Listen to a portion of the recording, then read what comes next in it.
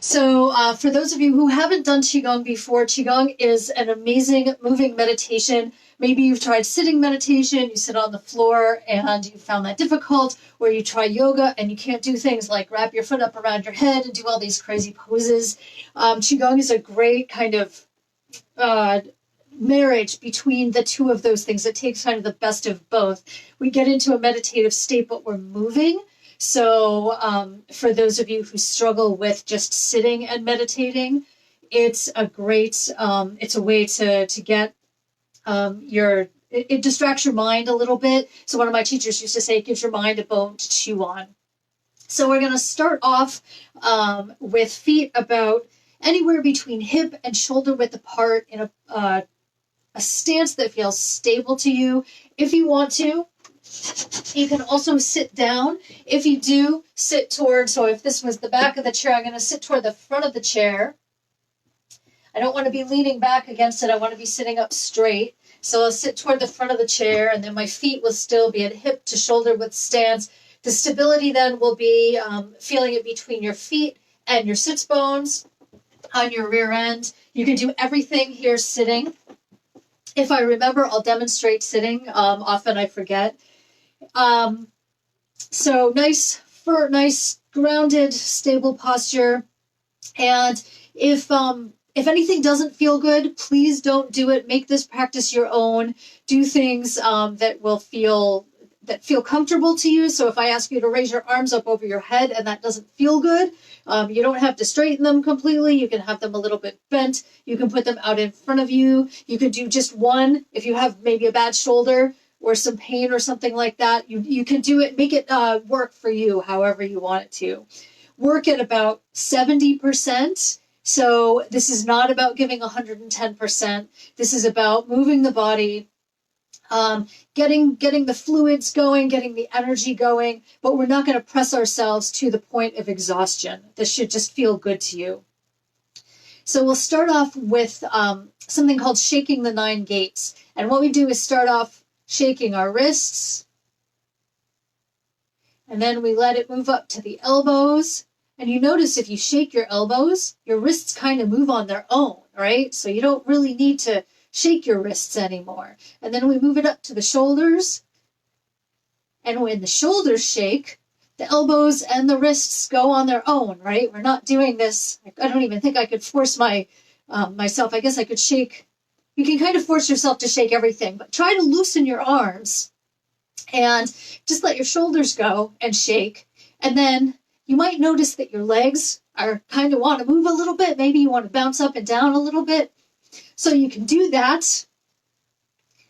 And as you bounce up and down, you can either bend your knees or you can go up and down on your toes if you want to. Either one. So you can be as gentle or as rigorous as you want to, but remember we're keeping it at about 70% of our maximum effort here. And you might notice that as your knees bend or your heels come off the ground, that your upper body just moves on its own. It just shakes on its own. So we want to try to do this with a kind of minimum effort. It seems very counterintuitive to our Western mindset where we need to always rush forward and always be doing things, and a very yang kind of mindset. We want to try to make it a little more yin, a little bit more quiet and gentle. So we're shaking. You can twist from side to side if you want to. You're not twisting very far. Maybe 30 degrees. And you're kind of twisting from your waist. You can move your hips a little bit too, but please be careful of your knees.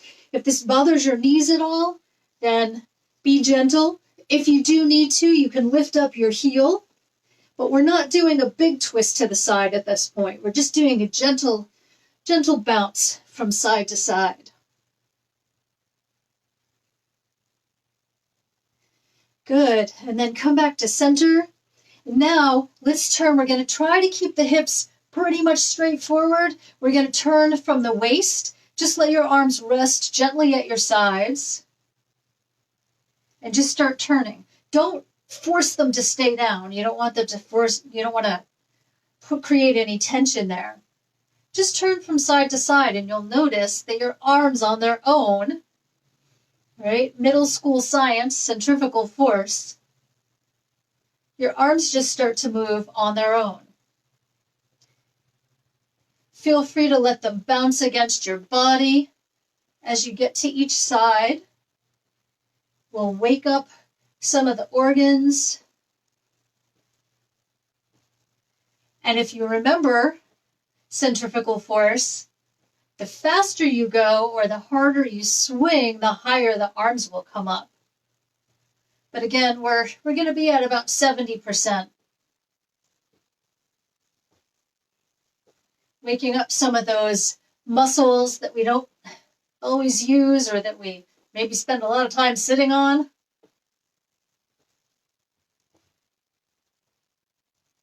And now we will use the arms just a little bit.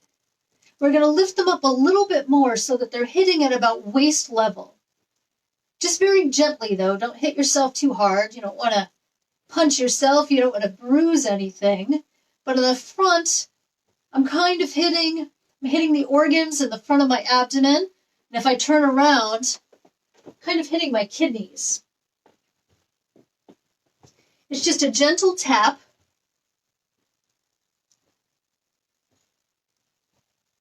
And then this exercise is called, I've heard it called ringing the toll house bell. I think toll house bell, something like that. I've also heard it called dragon swings his whiskers. Then we're going to lift the arms up a little bit more, at least in the front, and we're going to tap. You can either do it with the side of your hand or the flat of your hand, the palm of your hand, kind of a little bit below the shoulder, between the chest and the shoulder. The back one is probably still just hitting at your lower back level, depending on how flexible you are. So we're in the back, we're waking up the kidneys. In the front, we're hitting some lung acupuncture points. There's a couple other points in there too. Good, and then bring it back down to waist level. And let the arms relax. And just let them tap your body wherever they land.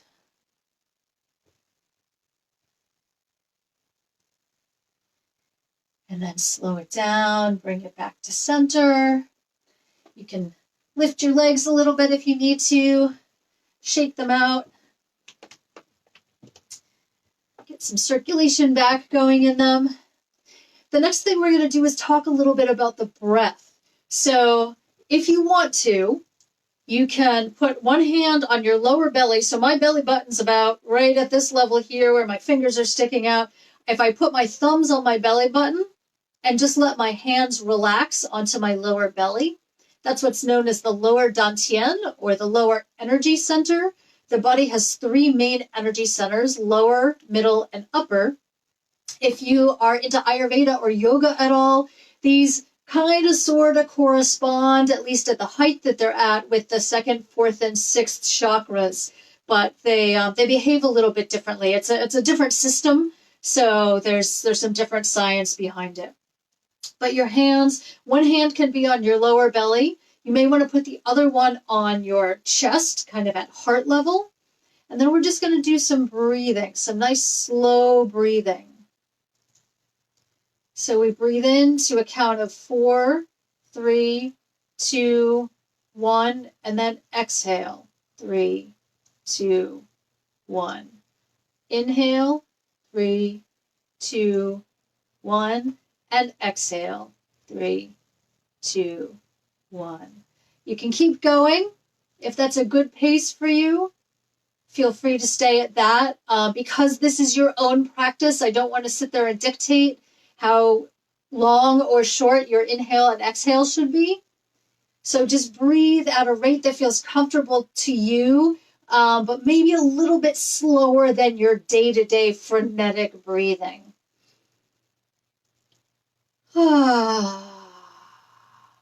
If you want to, you can exhale through your mouth. Feel free to sigh or moan or groan. I find I can get a larger volume of air out of my lungs when I exhale through my mouth. Now, the reason we have, so you can continue breathing, the reason we have our hands on our lower belly and on our chest is to see if we can figure out where the air is going. We tend to spend a lot of time breathing up here in our chest, right? We breathe, our shoulders might go up and down. So we're creating tension in our shoulders. We're breathing very shallowly, which is, if you think about it, when someone's panicking or they're stressed, they tend to breathe into their chest and they breathe quickly.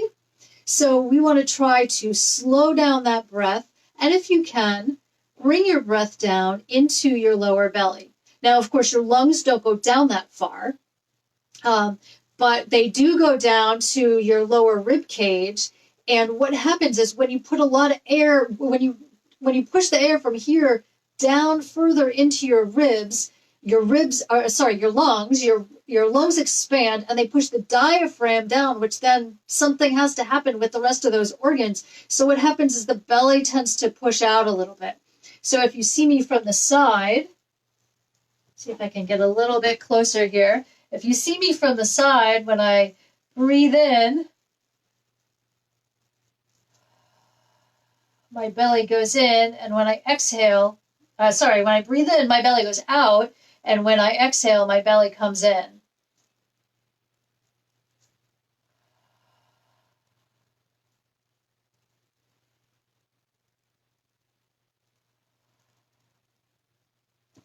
Now, I was breathing to a count of 4 before. That is, you don't have to do the inhale and the exhale to a count of 4. I tend to have a longer exhale than inhale, and that's absolutely fine. There are lots of different ways of breathing, lots of different effects you can get when the inhale is longer or the exhale is longer.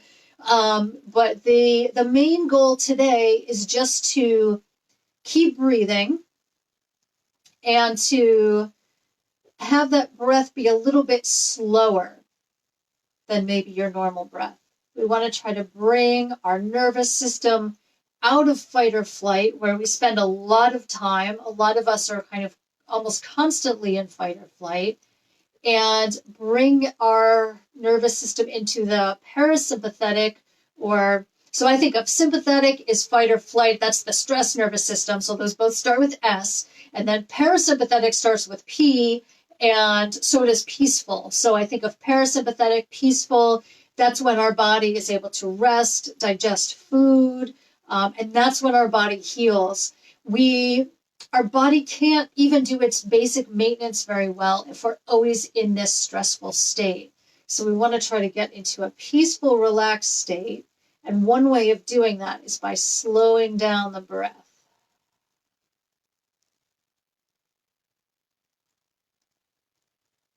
Let's do one more inhale and exhale, and then we'll do a little more movement. Good. Relax the arms, shake out anything you need to shake out.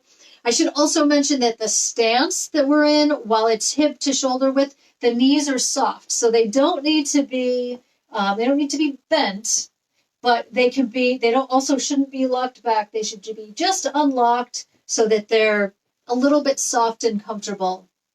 Same thing if you're sitting. You can sit comfortably. You don't need to be super arched and sitting up straight like a military posture with your chest out.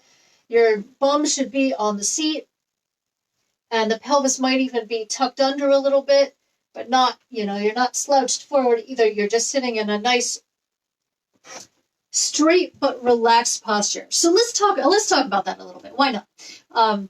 I find it more difficult to do when I'm sitting. So sitting or standing, feet are about shoulder width apart. Your back is not arched, right? Your butt's not sticking out. You're not tucked way under. You're kind of in between. And what happens is if you lock your knees back, it tends to arch the back. If you unlock the knees, I'm not even bending them. I'm just unlocking them. Can you see how my pelvis just kind of tilts down a little bit, right? So it's flipped backwards like this. And And if I just unlock my knees, boop, it pops right into place. It's a little bit softer, a little bit more comfortable. And there's still a curve in your lower back, but it's not super arched. There's still a curve there. It's just comfortable. So that also tends to give a sort of grounding feeling, right? Do you feel a little bit heavier when your knees are soft and your pelvis is tucked under? So to counteract that, because in Qigong, we always try to find balance. We've got this very yin, very heavy kind of feeling at the bottom of our body. And that's what we want, actually, because we want to be grounded. But then top light. So bottom heavy, top light. Well, how do we make our top light? Think about one hair on the top of your head. And it's going to actually kind of be more at the back of your head. So it's not, if you find where your ears are and you go straight up like you have a headband on the top of your head, that's about where you want it to be, right? So if you look at this, for me, it's where my hair kind of starts, where it starts swirling. This is not the middle of my head. This is much further back. Because what we want to do is take where the spine comes up from the tailbone all the way up the back. And of course, it ends at the bottom of the skull, but imagine that it continued and kept going up. And we take a few hairs and we can suspend ourselves. Can you see that? I got a few hairs lifted up there. And you suspend yourself from those hairs, right? So your head is, often in class, will say, lift your head, and people lift their chin. So we don't want you lifting your chin. We want you to lift almost from the back of the head. And I see that Stacy is here. I'm going to use one of her examples. One way to do that is to pull your chin inward, right? So I'm exaggerating, but if you pull your chin inward, it lifts the back of your head up a little bit, the back of your skull. So we want to kind of lift up from there. If anybody ever took ballet classes, this is one of the first things you learn. And actually, it's really helpful when you're doing pirouettes because it helps you to stay completely straight. So if you've done ice skating, I'm sure they probably teach the same kind of thing there. In order to be able to do turns, you're lifting from the back of your head there. So we've got this bottom heavy, nice and grounded. We're connected to the earth. And then we have top light, lifting up by just a couple strings there that's helping to lift the head, give a little bit more space to the top of the spine. And of course, all while being relaxed, right? So you could do this and feel very awkward and very stiff and rigid, but we also want to then relax into it. So I love Stacy's idea of pushing the chin back a little bit because that forces the back of the head, the back of the skull up a little bit. So, I don't even remember why I was talking about this, but okay, anyway, that's good posture for Qigong and Tai Chi. So now that we have that in mind, let's, and you can do the same thing while you're sitting. Let's think about another movement. We'll move on to another movement so I don't just sit here and talk the whole time. This movement is called Phoenix Ascends the Flames. You may have done this with me before. And what we'll do is start in front of our belly, maybe a little bit lower. Arms are pretty straight, but not stiff, not locked, just relatively straight. We're holding a ball, a cantaloupe in between our hands, but it's very light. It's just floating there, but our hands are just surrounding it. We're going to let our arms float up to the side to about shoulder height, and then we're going to let them float back down. Let the arms float up. Lead with the elbows and let them melt down. So even as I lift my arms, see, it starts with the elbows. It's like I'm flying. I love watching birds now, ever since I've learned this movement, because they do kind of do this lead with the elbow thing. You know, their wings are, they kind of have elbows in their wings. And so their wings, their arms are very flexible, right? We're not doing this stiff, robotic, lift the arms straight up and now let them come down. There's no tension in them. It really is like you're flying. Or sometimes I think about holding a paintbrush, big paintbrush, like I would paint the wall. And I'm painting on and painting off. That's from Karate Kid, right? Wax on, wax off, but he paints the fence too. I now understand why he did that. That's really funny. I never made that connection. I keep saying I'm going to watch that movie. I was not into martial arts when that came out. I loved the movie, but I was not into martial arts. But I keep saying I'm going to go back and watch it now that I know more about Qigong, at least, which is not really a martial art. It's an internal art, but it's used to help people cultivate their energy for fighting. If your arms get tired, you can rest. You might also want to pay attention to your shoulders. Sometimes we have a lot of tension in our shoulders, and we hold them up here like this, and so our arms get tired when they come up and then come back down. So see if you can drop the shoulders just even a centimeter. Let's talk about the breathing. We breathe in and let the arms float up. And then when we're ready to breathe out, we exhale and let them float down. So the physical motion follows the breath. The breath is leading it all, which is why why I want you to make this practice your own and go at your own pace. I can demonstrate, but if we don't breathe at the same pace, it's not going to be as relaxing to you and not as healing to you.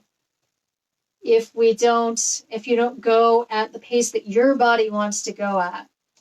All right, let's make this the last one. Phoenix ascends the flames. This time, let's bring the arms up all the way up over the head.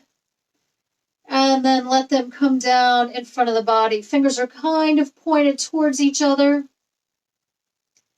Breathe in. Let the arms float up. And I'm going to turn to the side so you can see my arms just come down, following the front of my body. We breathe in and gather the earth energy and the sky energy. And then it's almost like we're pushing something down. There's very little tension there, but you might be able to feel a little bit of pressure, or sometimes you can imagine we just want to push. Maybe we're pushing some water down, something that's very yielding, so we can feel it, but there's not really any tension in our body. So we breathe in.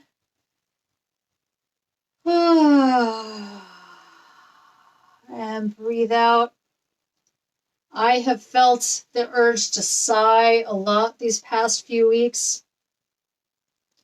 So I've been doing a lot of sighing. But if you want, you can just breathe out. I do recommend breathing out through your mouth. And breathing out, not just letting the air come out, but a gentle ha sound, almost like you're fogging up a mirror. So we breathe in, and then rather than just letting the air out, we ha out a little bit. All right. Let's do one more of these.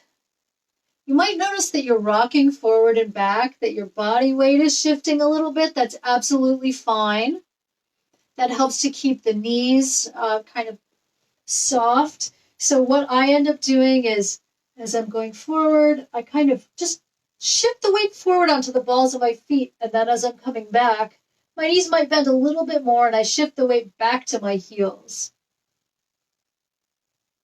This is called standing on a boat, and if I do it without my arms, it kind of looks like I'm on a boat, right?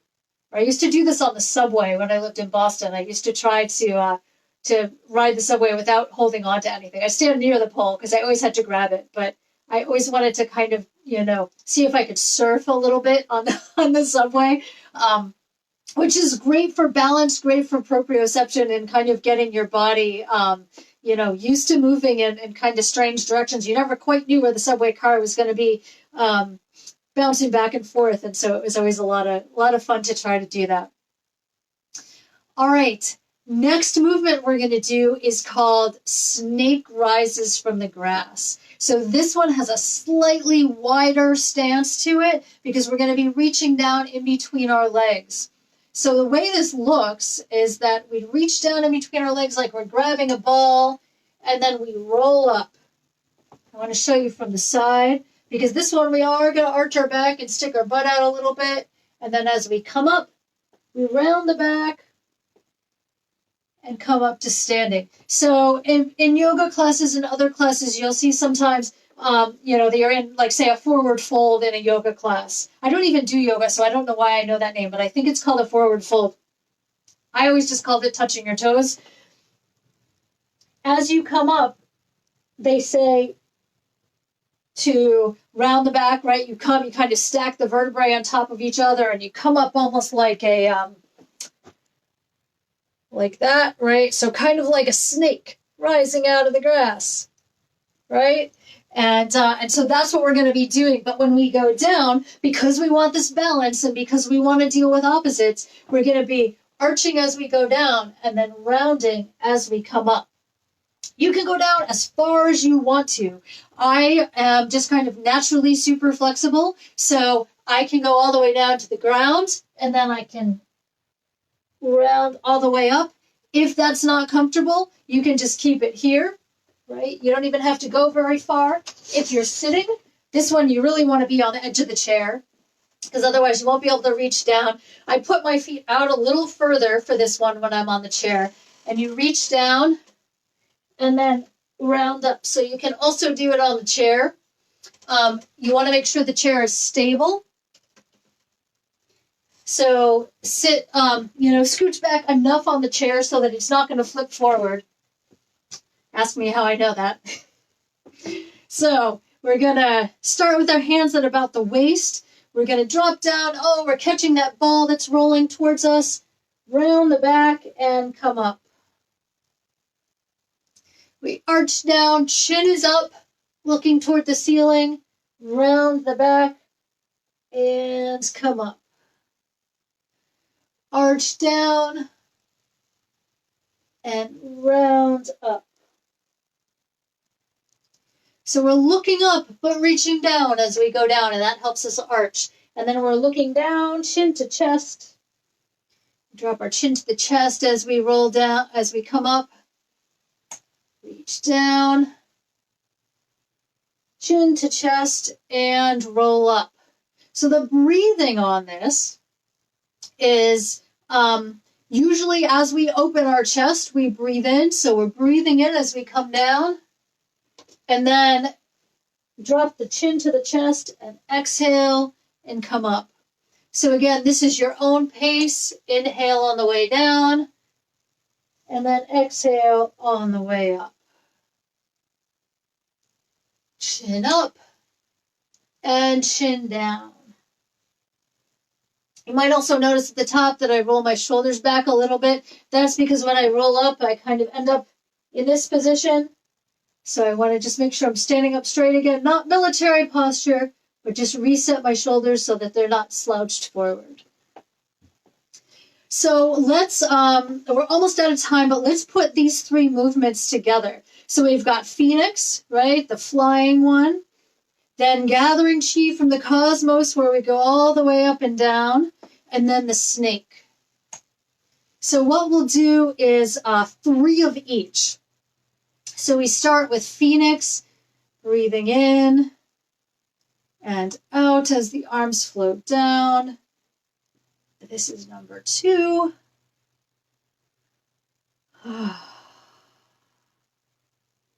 And last one, breathe in and out. Then all the way up over the head, gathering chi from the cosmos. Chi is energy. And showering it down our body. Gather the earth energy and the sky energy, and then put it into our body where we can transform it. One more of these, breathe in and out. Slightly wider stance. Reach down, catch that ball, chin up. Drop the chin, round up. Breathe in as you go down. Drop the chin and breathe out. Rolling up. And one more.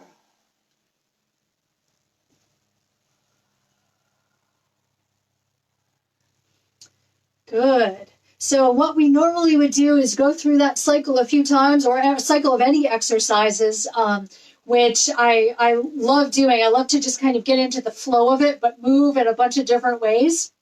So that could be a really nice way to, once you've done kind of some warm-ups and practice some of the exercises, to put everything together.